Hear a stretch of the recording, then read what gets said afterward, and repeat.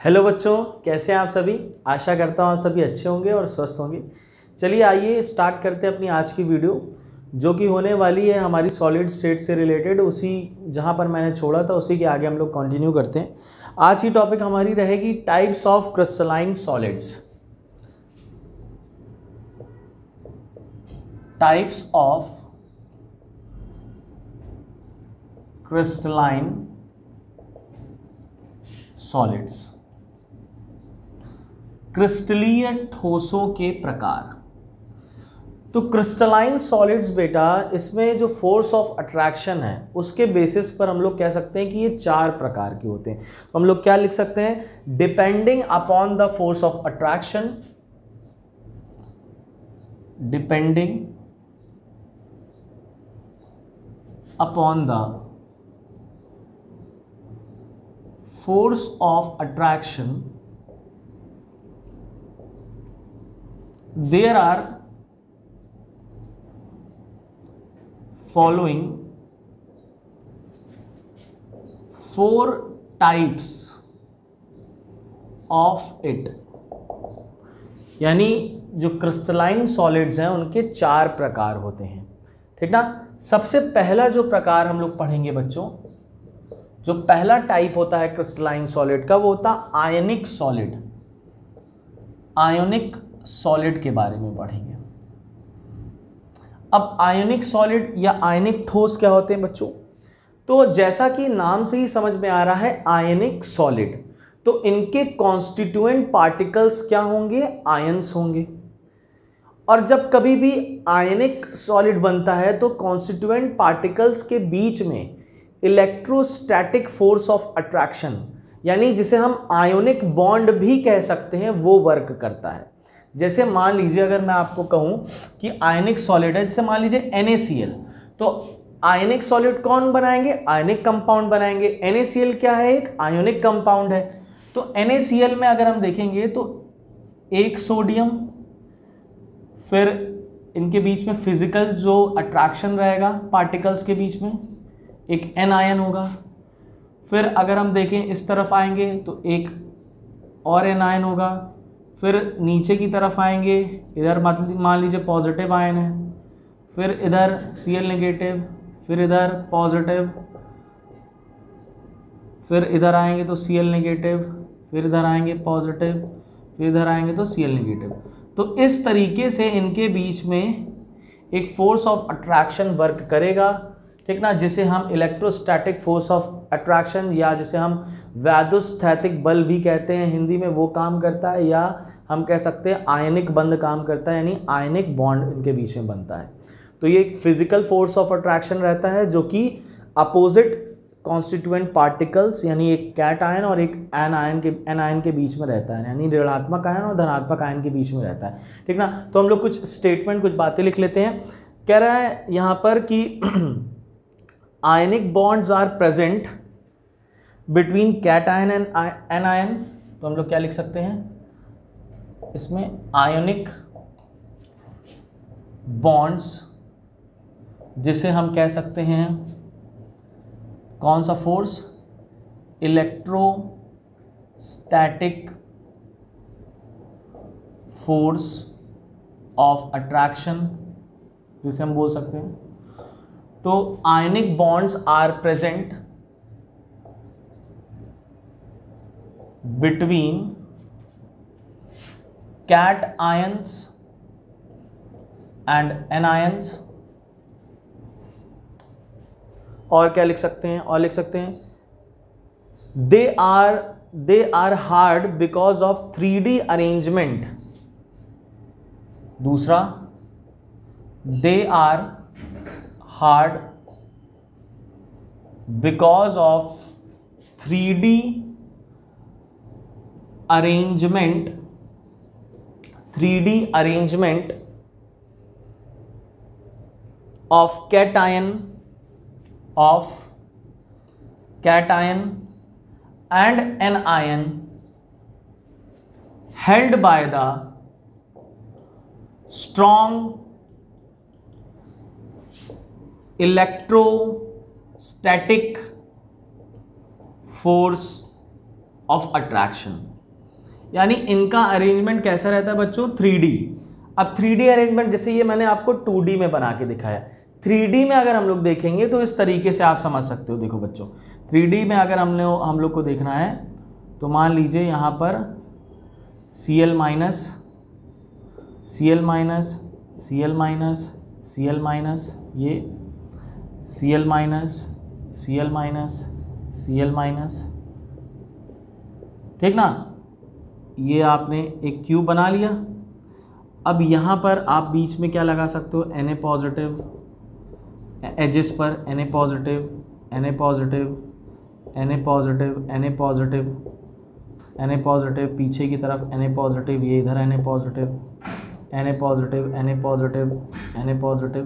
तो इस तरीके से हमारा ये अरेंजमेंट होता है 3D अरेंजमेंट। तो कह रहा है ना कि दे आर हार्ड, इस हार्ड क्यों होते हैं, क्योंकि 3D अरेंजमेंट होता है। फोर्स ऑफ अट्रैक्शन कौन सा है, आयनिक बॉन्ड बन रहा है, force of attraction electrostatic force of attraction है। ये सारी बातें मैंने अभी जो बताई वही मैंने लिखी हुई है, ठीक ना।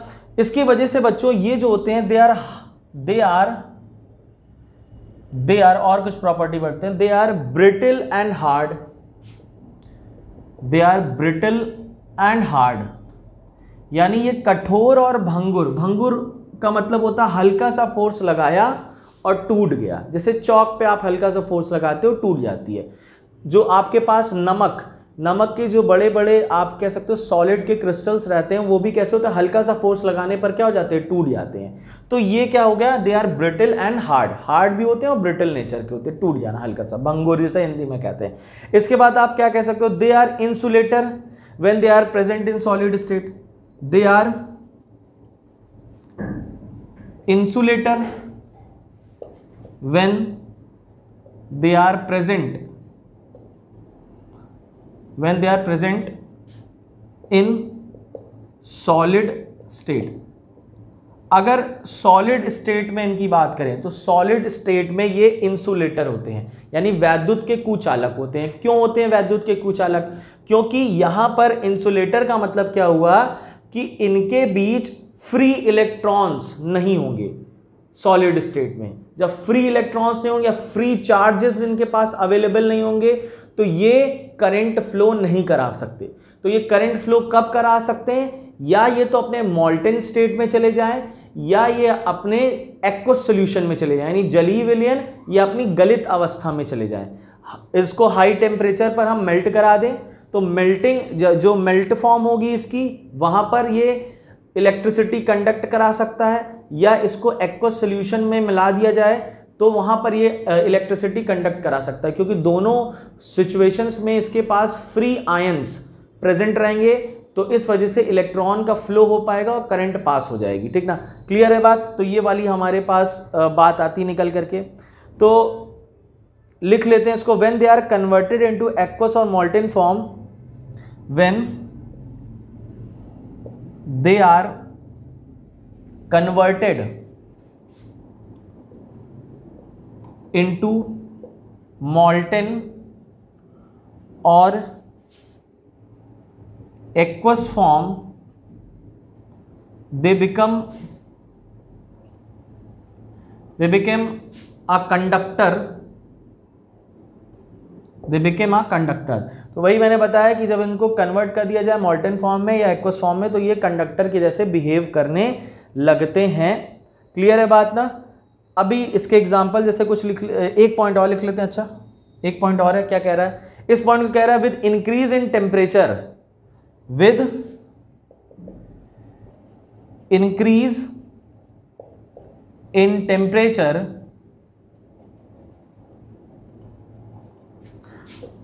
the conductivity will also increase, the conductivity will also increase। इसका मतलब क्या हुआ, अगर हम टेम्परेचर को बढ़ाएंगे, तापमान को बढ़ाएंगे, ठीक ना, टेम्परेचर बढ़ाते चले जाएंगे। अगर हम ले लिए NaCl यानी हमने ले लिया सॉल्ट को, इसका टेम्परेचर बढ़ाते चले जा रहे हैं तो ये एक पोजीशन आएगी मॉल्टेन फॉर्म में चला जाएगा।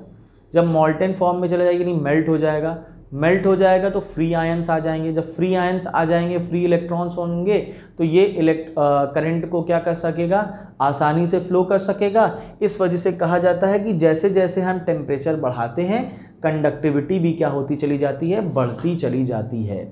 क्लियर है बात ना, क्योंकि वहाँ पर फ्री आयंस होने के चांसेस ज़्यादा हो जाते हैं जब हम क्या करते हैं, हीट करते हैं। तो असल में क्या होता है, जैसे मान लो कि अगर हमने NaCl लिया ना, तो उसको मेल्ट कराया या हाई टेम्परेचर पे हीट किया, तो Na+ और Cl- यानी आयनों में टूटने के चांसेस ज़्यादा रहते हैं, या आयनों में टूटने के चांसेस क्या, आयनों में टूट ही जाते हैं। तो जब आयनों में टूटेगा तो फ्री आयंस, यानी इलेक्ट्रॉन का फ्लो, इलेक्ट्रॉन का फ्लो होगा, जब इलेक्ट्रॉन का फ्लो होगा इलेक्ट्रिसिटी जनरेट होगी। क्लियर है बात, देख लीजिए इसको। एग्जाम्पल हम कुछ लिख सकते हैं इसके, जैसे आयनिक कंपाउंड क्या हो सकता है, NaCl हो सकता है, NaBr हो सकता है, AgCl हो सकता है, ठीक ना, CaCl2 हो सकता है, ZnCl2 हो सकता है, ZnCl2 हो सकता है। तो इस तरीके के हमारे पास बहुत ढेर सारे एग्जाम्पल अवेलेबल हैं, देख लीजिए।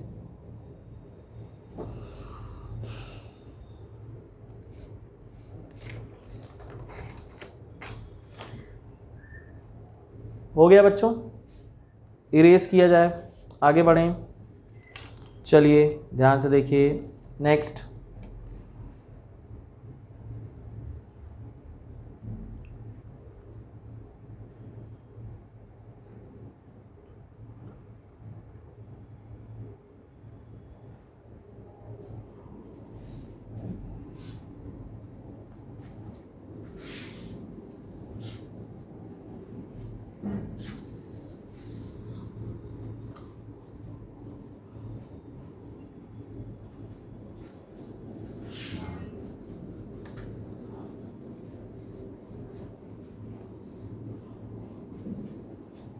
चलिए बच्चों, अगली बात करेंगे हम अपने सॉलिड की, जो कि होगा मेटेलिक सॉलिड। अगली बात हम लोग करते हैं मेटेलिक सॉलिड की बात करते हैं, मेटेलिक सॉलिड्स। अब ये जो मेटेलिक सॉलिड्स होते हैं, कोई भी मेटल, जैसे मान लीजिए हमारे पास आयरन है, लोहा है, तो लोहा एक मेटल है, तो ये क्या है, एक मेटेलिक सॉलिड्स का एग्जाम्पल है। यहाँ पर इनके बीच का एक अरेंजमेंट होता है, सी ऑफ इलेक्ट्रॉन्स होते हैं यहाँ पर, ठीक ना, और कुछ पॉजिटिव चार्जेस रहते हैं जिसे हम कर्नल कहते हैं। अब जैसे ध्यान से देखो, मैं इसको समझाता हूँ आप लोगों को। जैसे मान लीजिए हम आयरन की बात करते हैं, तो Fe, इसका इलेक्ट्रॉनिक या एटॉमिक नंबर 26 होता है। कन्फिग्रेशन बनाएंगे तो 1s2, 2s2, 2p6, 3s2, 3p6, 4s2 और हो जाएगा हमारा 3d6, ठीक ना। हाँ हो गया 20, 2 22 6, एक मिनट, 10 10, हाँ ठीक है 26। अब ध्यान से देखिए, ये आपने देखा यहाँ पर, तो अब इसमें मेटेलिक बॉन्ड जो होता है, तो अब यहाँ पर देखो क्या अरेंजमेंट क्या रहता है, इसको मैं आपको समझाता हूँ। जैसे ऐसे समझिएगा कि ये जो हो गई, यानी यहाँ से लेकर के यहाँ तक, इसको हम लोग बोलते हैं इनर शेल। ये हो गई हमारी वैलेंस शेल हो गई, क्योंकि सबसे बाहर यही रहेगी। और वैलेंस शेल के अंदर हमारी रहती है 3D, क्योंकि अरेंजमेंट, क्योंकि इसकी एनर्जी लेवल ज़्यादा होता है 3D का, इस वजह से बड़ा है, इस वजह से हम इसको बाद में लिखते हैं, ठीक ना। इसको बोला जाता है पेनल्टीमेट शेल, पेनल्टीमेट शेल कहते हैं, यानी जस्ट आउटर मोस्ट शेल के जस्ट अंदर वाली। एक इनर मोस्ट हो गई, यानी सबसे अंदर, जो कि ये लिखा है, एक वैलेंस होगी बाहर वाली, और बाहर के जस्ट अंदर वाली पेनल्टीमेट शेल, ठीक ना। तो ये हो गई पेनल्टीमेट शेल। अगर हम यहाँ पर देखें बच्चों, तो इसमें अरेंजमेंट कैसा होता है, ध्यान से देखना। अगर हम यहाँ पे पूरा ओवरऑल कैलकुलेट करें तो 26 इलेक्ट्रॉन्स हैं। एटॉमिक नंबर किसको रिप्रेजेंट कर रहे हैं, एटॉमिक नंबर जनरली किसको रिप्रेजेंट करते हैं, प्रोटॉन्स को। तो इसके पास क्या हो जाएंगे, 26 इलेक्ट्रॉन्स भी हो जाएंगे, जो कि हमें दिख रहे हैं, ठीक ना। अब ध्यान से देखिए, इनर शेल में कितने इलेक्ट्रॉन्स है, काउंट करिए। इनर शेल में आपके पास इलेक्ट्रॉन कितने हैं, ये इनर शेल, तो ये हो गए हमारे पास 18 इलेक्ट्रॉन्स, 10, हाँ 12 और 18 इलेक्ट्रॉन्स हो गए। तो अगर हम इतने चार्जेस को माइनस कर दें, तो माइनस करने के बाद हमारे पास जो वैल्यू आएगी वो आएगी 8, और वो भी 8 किस में आएगी, 8 आएगी पॉजिटिव वैल्यू। देखो 8 माइनस कर दिया ना, क्योंकि ये नेगेटिव चार्ज है और पॉजिटिव प्रोटॉन, तो पॉजिटिव की संख्या ज़्यादा इसलिए 8 पॉजिटिव चार्ज आया। तो यहाँ पे मेरा बताने का मतलब क्या है कि अगर हम आयरन रॉड लेते हैं तो उसके अंदर क्या अरेंजमेंट रहता है, ध्यान से देखना। एक तो होगा न्यूक्लियस और उसके अगल बगल होंगे 8 इलेक्ट्रॉन, जो कि मैंने अभी इस तरीके से निकाले हैं। 1 2 3 4 5 6 7 8। फिर एक होगा आपका पॉजिटिव सेंटर और उसके अगल बगल 8 इलेक्ट्रॉन, ठीक। फिर होगा एक पॉजिटिव, उसके बगल 8 इलेक्ट्रॉन। इसी तरीके से नीचे भी यही अरेंजमेंट होगा।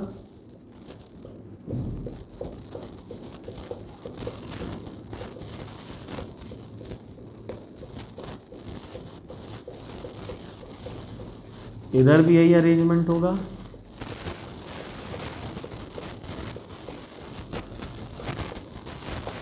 तो ये जो अरेंजमेंट है बच्चों, इसको जो इलेक्ट्रॉन दिख रहे हैं बच्चों, इसको बोलते हैं हम लोग सी ऑफ इलेक्ट्रॉन। क्या बोलते हैं, सी ऑफ इलेक्ट्रॉन्स। और ये जो पॉजिटिव सेंटर आपको हर जगह दिख रहा है, इसको बोलते हैं कर्नल, ठीक ना। और इन्हीं के बीच में क्या होता है, एक फोर्स ऑफ अट्रैक्शन डेवलप रहता है, जिसको हम लोग बोलते हैं मेटेलिक बॉन्ड, ठीक ना। आपस में क्या होता है, फोर्स ऑफ अट्रैक्शन इनके बीच में रहता है, एक फिजिकल फोर्स ऑफ अट्रैक्शन, जिसको हम लोग बोलते हैं मेटेलिक बॉन्ड कहते हैं। क्लियर है बात ना। अब ध्यान से देखिएगा, मैं कुछ स्टेटमेंट लिख दे रहा हूं। Metallic bond act as an force of attraction. Metallic bond act as an force of attraction between the particles of metal। तो कैसा फोर्स ऑफ अट्रैक्शन रहता है, फिजिकल फोर्स ऑफ अट्रैक्शन रहता है। और हम जानते हैं metals are highly electropositive elements and can easily lose their electrons, ठीक।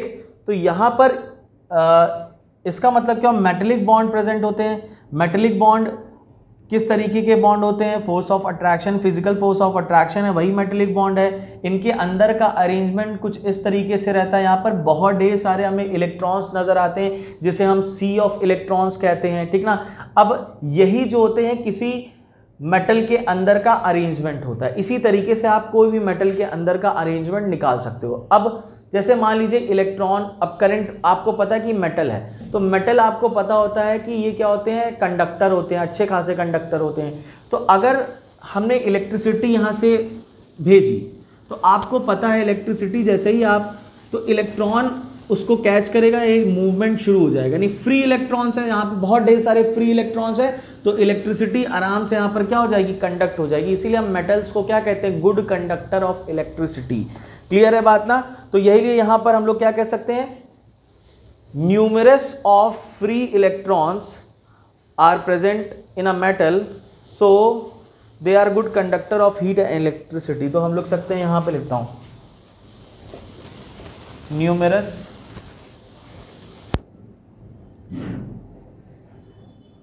numerous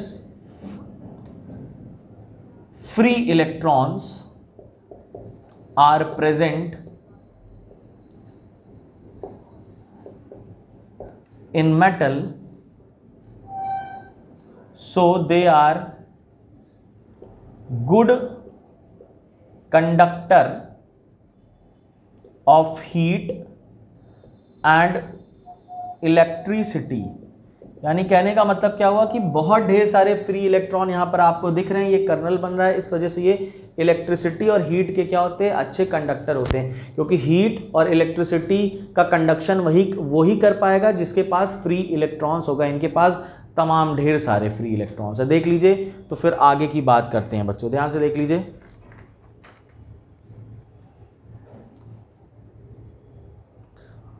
ठीक, कुछ प्रॉपर्टी और लिख लेते हैं यहीं पर बची हुई जगह पर, लिखते हैं दे आर हार्ड,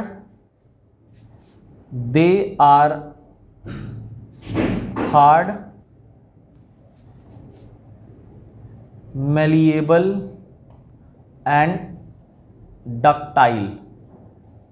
ठीक ना, अब ये क्या होते हैं, कठोर होते हैं। ठीक ना, डक्टाइल मतलब होता है खींच के तार बनाया जा सकता है, यानी इनमें तन्यता का गुण होता है। और ये मैलिएबल होते हैं, यानी पीट करके इनकी चादरें बनाई जा सकती है, इनको पीट करके। ठीक ना, चलिए ये हो गया इसकी प्रॉपर्टी, क्लियर है। एक इंपॉर्टेंट बात और यहां पे है, चलिए इसको लिख लेते हैं।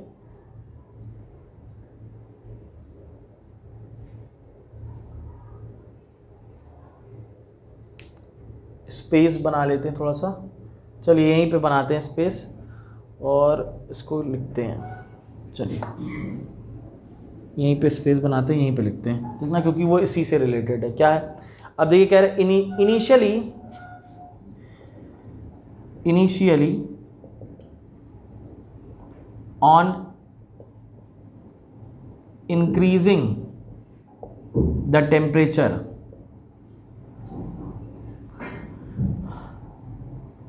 conductivity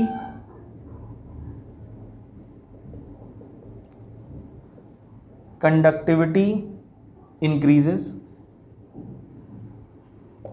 आप क्या करोगे, टेम्परेचर बढ़ाओगे। ठीक ना, टेम्परेचर जैसे ही बढ़ाओगे कंडक्टिविटी बढ़ जाएगी। ठीक ना, जैसे कि इसके पहले वाले में भी था, टेम्परेचर बढ़ा रहे थे कंडक्टिविटी बढ़ जा रही थी। लेकिन आप लगातार हीट करते चले जाओगे, लगातार हीट देते चले जाओगे, तो यहाँ पर इसके स्ट्रक्चर में यानी इसके कर्नल में प्रॉब्लम आ जाएगी। यानी यहाँ पर ज़्यादा देने की वजह, ज़्यादा हीट देते हो तो क्या होता है, ये मेल्ट करने लगेगा, और जब मेल्ट करने लगेगा तो इसका अरेंजमेंट बिगड़ेगा। ये जो कर्नल है और सी ऑफ इलेक्ट्रॉन्स है, ये इनका अरेंजमेंट बिगड़ेगा, और जैसे इनका अरेंजमेंट डिस्टर्ब हुआ तो वहीं से कंडक्टिविटी क्या होने लगेगी, डिक्रीज करने लगेगी। तो यही लिखा है initially on increasing the temperature conductivity increases. ठीक ना, but on further increase, but यहां लिखता हूं, but on further increases the temperature causes disturbance in kernel, causes disturbance in kernel and hence conductivity, kernel and electron arrangements, क्या लिखा है, and electron arrangement, kernel and electron arrangement, and hence conductivity, and hence conductivity decrease। ठीक ना, तो conductivity क्या कर जाएगी, decrease कर जाएगी। तो ये कर्नल फिर से बना। देखिए मेटेलिक सॉलिड क्या होते हैं, जिसमें मेटेलिक बॉन्ड होता है। ये मेटेलिक बॉन्ड कैसा होता है, एक फोर्स ऑफ अट्रैक्शन होता है। ठीक है, नॉर्मल फोर्स ऑफ अट्रैक्शन होता है मेटल्स के आयंस के बीच में। तो मेटल्स में जो अरेंजमेंट होता है वो कैसा होता है, एक कर्नल होता है, सी ऑफ इलेक्ट्रॉन्स रहता है। तो इन्हीं के बीच का जो अट्रैक्शन है, ठीक ना, उसी से मेटेलिक बॉन्ड क्रिएट होता है। इसका अरेंजमेंट कैसे होता है मैंने बताया एग्जांपल लेकर के कि इनर शेल, वैलेंस शेल और पेनल्टीमेट शेल। तो यहाँ पर हमने सी ऑफ इलेक्ट्रॉन्स बनाए, ठीक ना, और कर्नल बनाया। ये अरेंजमेंट आयरन का था। ठीक, यहाँ पर आपको बहुत ढेर सारे फ्री इलेक्ट्रॉन दिख रहे हैं। फ्री इलेक्ट्रॉन दिखने की वजह से ये अच्छे कंडक्टर होते हैं हीट और इलेक्ट्रिसिटी के। लेकिन हम लगातार अगर इसको हीट देते रहेंगे तो इसका कर्नल और इसके इलेक्ट्रॉन अरेंजमेंट में डिस्टर्बेंस पैदा हो जाएगी, जिसकी वजह से ये फिर इसकी कंडक्टिविटी, या हम कह सकते हैं हीट की कंडक्टिविटी या इलेक्ट्रिसिटी की कंडक्टिविटी इनकी डिक्रीज कर जाएगी, क्योंकि अरेंजमेंट ही गड़बड़ा जाएगा। तो कहाँ से वो हीट की कंडक्शन करेगा या इलेक्ट्रिक की कंडक्शन करेगा। ठीक ना, क्लियर है बात। तो इतनी बातें ध्यान से देख लीजिए। तो हम लोग 2 तरीके के सॉलिड पढ़ चुके हैं, 4 तरीके के होते हैं मॉलिक्यूलर सॉलिड्स। इसके बाद हम लोग पढ़ेंगे। ठीक ना, ध्यान से देख लीजिए, मैं पढ़ दे रहा हूँ आखिरी में जो कुछ एंगल में कट गया। Initially on increasing the temperature conductivity increases, but on further increases the temperature causes disturbance in kernel and electron arrangement, hence the conductivity decreases। तो ये सी ऑफ इलेक्ट्रॉन्स है, कर्नल का अरेंजमेंट है, देख लीजिए ध्यान से। तो आज के लिए इतना ही करते हैं, मिलते हैं अपनी नेक्स्ट वीडियो में जहाँ पर हम लोग इसके आगे जो टॉपिक होगी उसको कंटिन्यू करेंगे। थैंक यू बच्चों, आज के लिए इतना ही।